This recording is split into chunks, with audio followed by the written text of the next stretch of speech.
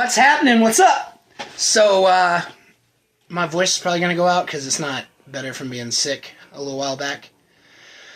I want to start by saying this is not a sob story. This is not a boo-hoo anything. This is an honest story. This is something that turns out beautiful when it was complete chaos. So, I just want to get that out of the way. Like, on this earth, we're not supposed to compare tragedies. We're supposed to get together, and God working in us, we help each other on this planet. This isn't home. This is where we come to live and have very beautiful moments and a bunch of horrible moments. And then if we do everything, accepting Jesus in our heart, and everything to the best of our abilities, then we go home. But I did this once before in early recovery, and I was really struggling. Like, I cussed through the whole video, everything. So I deleted it, but now I'm ready. As simple as I can put and as short as I can make the video, this is me. So I was born December 3rd, 1992. My childhood was terrible. It was horrible. My dad and my mom were both addicts. My dad was addicted to pills really bad and alcohol. My mom was just alcohol. And they were in the room, but they were not there. And I love both my parents. My dad died on my mom's birthday, March 7th, 2011, and my mom just passed away April 26th of this year. I love them. And I'm not saying anything bad about them. I'm being honest because I know the power of a story and I know this is going to help somebody. When I was 5 years old in kindergarten, I remember asking the teacher, her name was Miss Williamson, I asked her all the time, am I really awake right now? And she would look at me confused and be like, what are you talking about? And I would say, am I actually awake? And she's like, yeah. So as an adult and somebody who's in recovery now, I know that my problem wasn't the addiction. My problem was mental health. Even from that young of an age, my parents fought and fought and fought, and they were messed up and fought and fought and fought, and then they were drunk and high. And when you are a little kid, you don't have a way to run from that. You absorb it all, and it gets stored and stored and stored and stored and stored, you know? I love my parents. I hate that they had the struggle that I had once, because I know how hard it is getting out of it. We lived in like 7 different homes before I was a teenager. Again, there's nothing wrong with that, but there was no stability. I felt like my stuff was always getting less and less and disappearing, and then like in one home I didn't even have a bedroom. So I'm like, where's my stuff going? Like, so I got very...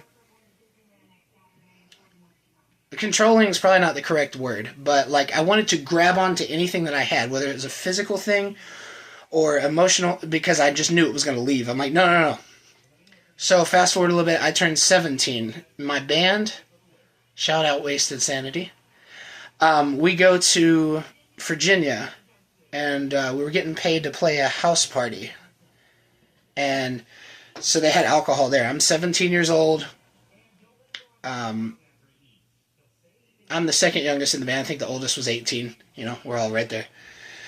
And we started drinking, and I got drunk for the first time, and it was the best feeling I've ever had. It took all of that anxiety and those intrusive thoughts and just shut them up. And I thought, this is how normal people have to feel. This must be what heaven's like, because I actually feel like I can breathe. Since that exact moment in time, that would have been... oh, goodness. Probably June or July of 2010. I was chasing that. And I think that's the biggest misconception. People think if you have an addiction, you're a piece of crap. That's just not it. You're not. There's some of the best people I've ever met are recovering addicts. They're trying to get the pain to stop. We were not all born on the same field. You know, some people were born and didn't have obstacles they had to overcome first. Some people were born right into losing things and people. And then some people were born where when they're 5, they already have their college paid for. They already have cars ready for them. You know what I mean? So the idea that somebody's struggling with addiction makes them like, well, they just don't want to try hard. Couldn't be farther from the truth. So 17, 18, 19, I'm chasing that, and I'm drinking. And at this point, I am starting to drink every single day. And I'm drinking like, let's say 10 to 12 beers, okay? And so that's 17, 18. I turn 19, I start getting up to like 15 a day, and I'm drinking liquor. When I turned 20, it started going off the rails. Like, I turned 20, I'm drinking 25 shots every night, every single night. In the 12 years of my addiction, from age 17 to 29, I had less than 50 sober days combined. And it was just times I was like deadly sick. I couldn't. And a lot of times, like, I caught COVID at the end of my addiction, and I drank on it. You know what I mean? So when I didn't drink, people were like, "Oh my gosh, Sean's gonna die." But I turned 20 and I start working in a bar.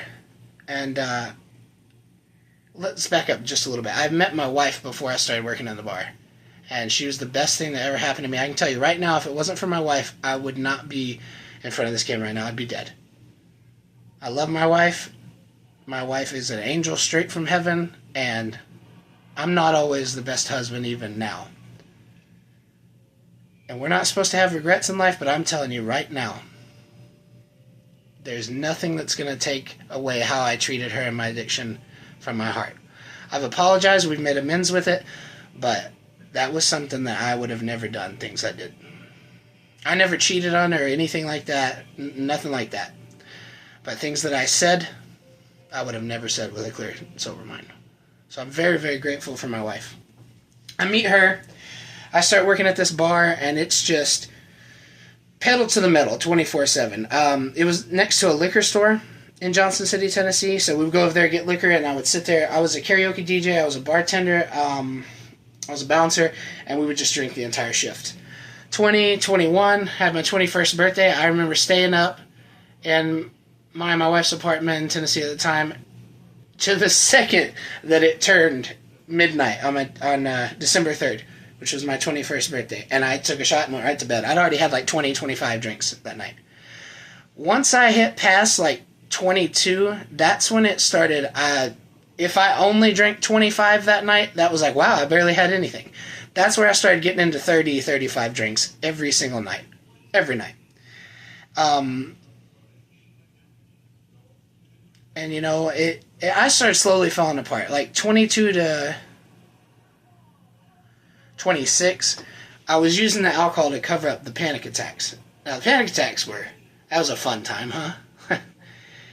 I was playing a show 4 days after my 21st birthday. Actually, let me back up a little bit. So, December 7th, playing a show, heart started racing.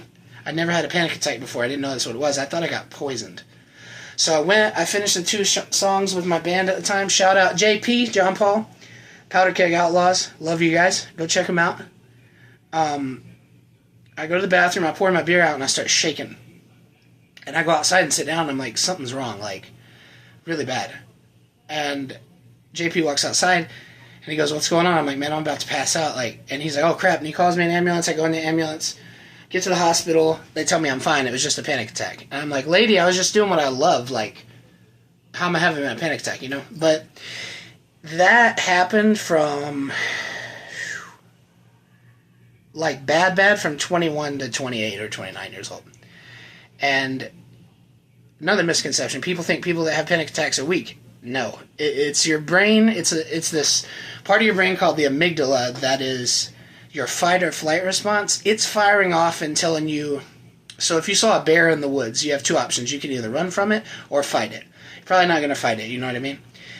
The amygdala will fire off your fight or flight response when there's no bear and say, make a decision now. And you're like, what? And if you don't, it gets intense. So it literally makes you feel like you're drowning and you can't find the water to swim out of. If you drink 25 to 35 drinks a night, it numbs that. And I'm not going to lie and say that it doesn't. But it doesn't take it away. What it does is it grabs it and takes it from you, and then it puts it right back in your face in the morning. So I go on that. I hit about 26. Now I'm drinking 40 drinks every night. A half a gallon of liquor, which is like the biggest bottle you can buy. I drink one every night. Every single night. So, average, and I'm rounding down, I was drinking 200 shots every single week. And I fell apart. it got worse and worse. My kidneys were hurting all the time. I always got up and I went to work. I still worked 55 hours a week. I'd muscled through it, you know what I mean? I was not the best parent. I was not the best dad. I was not the best husband. But I didn't just lay down. I got up and still would not admit the alcohol was the problem. I thought the alcohol was a solution to the mental health. I was like, it's numbing it. We hit about November of 2021. It was Thanksgiving Day. We had spent the night at my sister-in-law's house because we were going to have like a family thing over there. I opened my second fifth of vodka for the day at 9 in the morning. So by 9 in the morning, I'd had 16 and a half shots already. Laying in bed by myself. Couldn't get up. That's when I started having depression. And I've never had depression before. I've had the panic attacks where I've like begged God, like, hey, I'm not going to give up. I'll never kill myself, but you're going to have to take me in my sleep if these don't stop. Because everybody is looking at me like I'm crazy. And that mixed with the intrusive thoughts, which, by the way, if you've never had those will make you think you're schizophrenic. Like when you're walking past the kitchen, you see a knife and your head goes, grab it and put it in your own eye right now. And you're like, what? And then it goes, slit your throat right now. Do it, do it, do it. That was a hard battle. But that one was a lot easier to overcome because I had educated myself and learned that intrusive thoughts mean absolutely nothing. They mean nothing. The more attention you give to them, the more you have. Literally the answer is just ignore them. And it sounds really simple, but it's not, because they'll hit you and hit you and hit you. But once you get into that loop of being able to realize, I am not my thoughts, I'm my actions. This thing will do whatever it wants all day long, you know what I mean? When I got educated, and it wasn't until I got sober on that, that's when I started, God give me the strength to beat this. But anyway, I'm rambling. I'll go back. So yeah, I'm laying in bed, and I hit rock bottom. I'm crying. And I made a video to my family, and I held the phone, and I said, I lost. Daddy lost. Renee, I'm sorry. Aurora, I'm sorry. I'm gonna die. Like, I could really feel I wasn't gonna be here another 3 months. I could feel it. Like, my resting heart rate was like 126 all the time. When I'd wake up, it was 126. It would just stay that way. And I cried in the video, and this is how you know you're powerless. I clicked end on the video, deleted it, grabbed the bottle of vodka, and took probably like 2.5 drinks, like 2.5 shots out of it. Then I called my best friend Zach, and I was like, I voice messaged him. I'm like, hey man, I'm not doing okay. Like, my head is really messing with me. And we talked for a while, and I got up and did the Thanksgiving dinner, and I felt like a piece of crap because I couldn't get up. Like, the depression was so bad. But I started having the depression and anxiety. So it was either I was having panic attacks or my brain was trying to tell me to kill myself, and I would never do that. So fast forward one more month. My wife talks to me about church, and I just never really would go. I never would go. I couldn't get in the door. And she goes, why don't you talk to Pastor Thomas, who's the pastor, him and his wife Mika are the pastors of the church called Good News Church. And I was like, this dude's going to think I'm insane. Like, what am I going to tell him? I can't stop drinking. I'm a piece of crap. And she goes, just talk to him. So I get invited to their Christmas dinner, which I'm not very good on this date. It was December of 2021. And this is really how it was. I'm going to tell you the truth right now. No, I don't think anybody but my wife knows this. On the way to that Christmas dinner, I had a fifth of vodka in a water bottle that I drank before I got there. And I'm talking about that's when it was bad. I'm talking about I drank 16 and a half shots in an hour and a half. So I get in there and I'm numb, and then the depression starts hitting, which was strange because I was like, okay, this doesn't normally happen when I'm on this many drinks, you know? Normally when I hit about 15, I'm good, and then I can start enjoying the buzz, you know what I mean? Whatever. And I got my wife's phone, and I grabbed Thomas's number out, and I texted him, and I said, hey man, can we step outside? This is Sean, Renee's husband. And literally like 45 seconds later, he walked up and put his hand on my back and go, hey, is everything okay? And I said, no. And he goes, let's go talk. And he held the door for me, and the second we got out, I don't even think the door was closed yet. The exact words that came out of my mouth, which I'm going to leave one word bleeped, but I said, I'm effing drowning, Thomas. And he goes, what's wrong? I couldn't even talk. I was like, I'm having the worst anxiety. People aren't understanding this. Like, they're saying just chill, but I don't know why I'm freaking out. Like, I literally feel like I'm drowning, and there's no water. And I don't think I told him about my alcohol, but I'm sure he knew, because my wife had been talking to his wife, and they were aware that I had a problem. And Thomas talked to me like it was a Tuesday afternoon. He said, man, come to my house sometime. Why don't you come to my house? Just like it was no big deal at all. And I'm like, okay, I'll do it. So I keep drinking. The next month, January of 2022, it kept getting worse and worse and worse and worse. And I'm over, like, let's see, I'm getting over like 250 drinks a week now, like shots. And I caught COVID, and I drank on it the whole time, and the depression got so bad I couldn't get off the floor.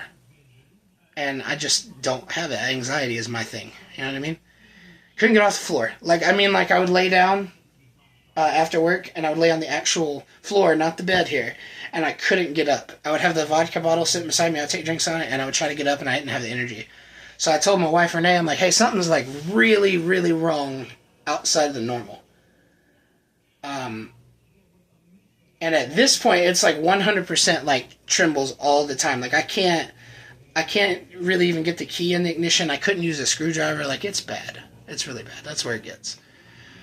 And I said, I'm going to try to taper down. I'm going to go from, this is crazy, I don't know where I got these numbers.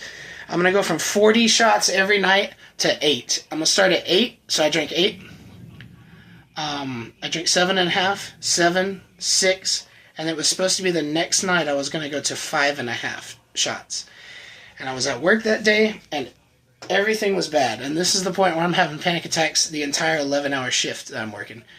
I texted Renee, I said, I need you to pray for me. I'm about to die. I can feel I'm about to die. And she sent me the sinner's prayer.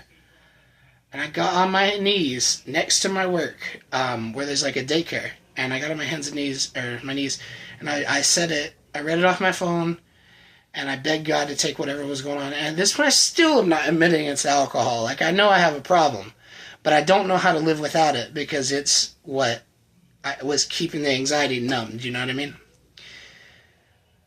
I go sit in the room, took like a little break, and I look at a picture of my daughter when she was like a couple months old. And my daughter was born with a heart condition called Wolff-Parkinson's-White syndrome, which causes something called supraventricular tachycardia. It's extremely dangerous. And I saw her heart monitor in the photo.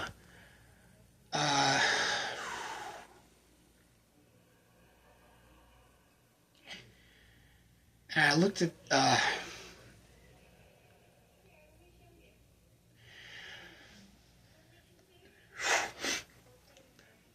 the picture,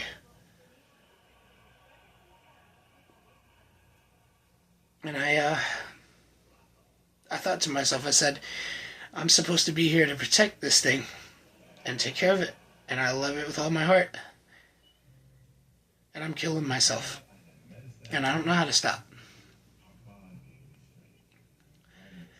When I thought that thought, the phone lit up, and it was like everything that was not the phone turned gray, and I could only see like right here.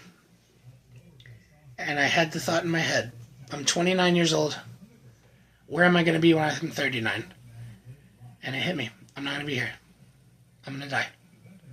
I felt it in my body. I wasn't going to be here another 3 months at least. That was January the 22nd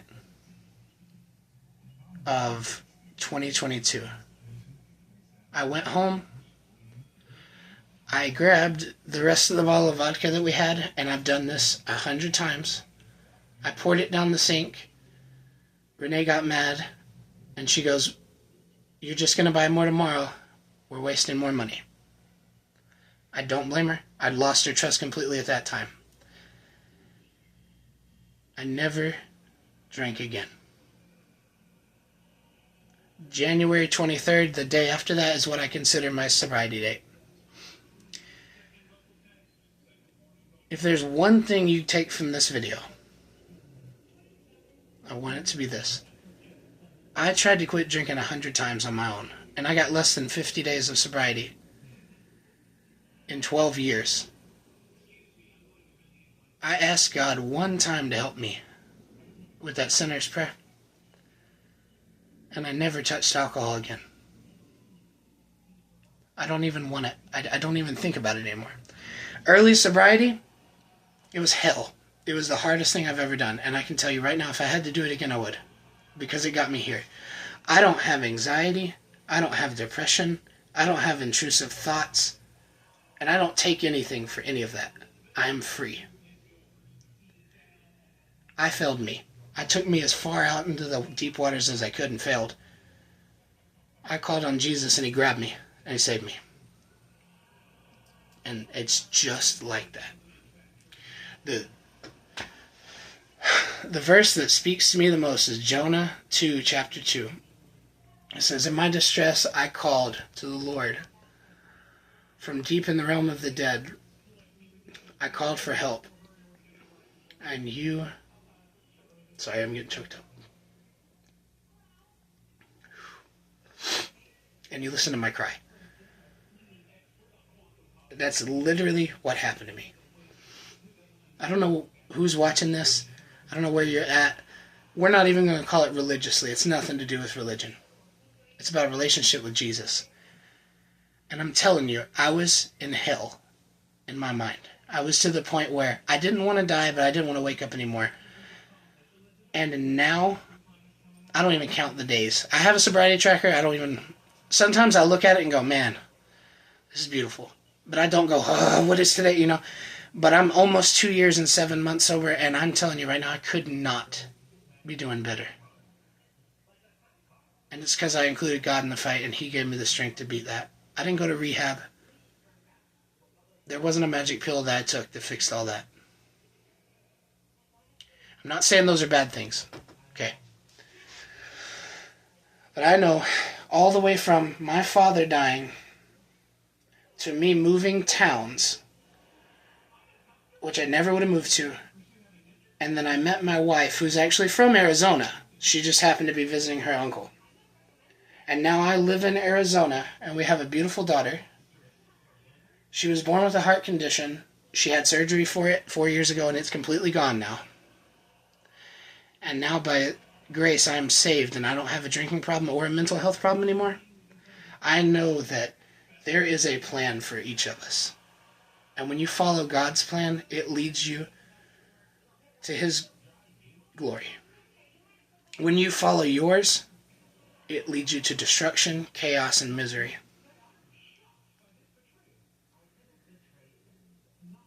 I'm very thankful for my wife, my kid, the pastors at our church, Thomas and Mika. Thomas, Mika, if you hadn't been such open people and not look at me like I was a freak and been like, oh, I'm not talking to that guy, I wouldn't be here. I'd be dead. Thank you both. Renee, you stuck with me and nobody would have blamed you if you left. And I thank you so much for being here.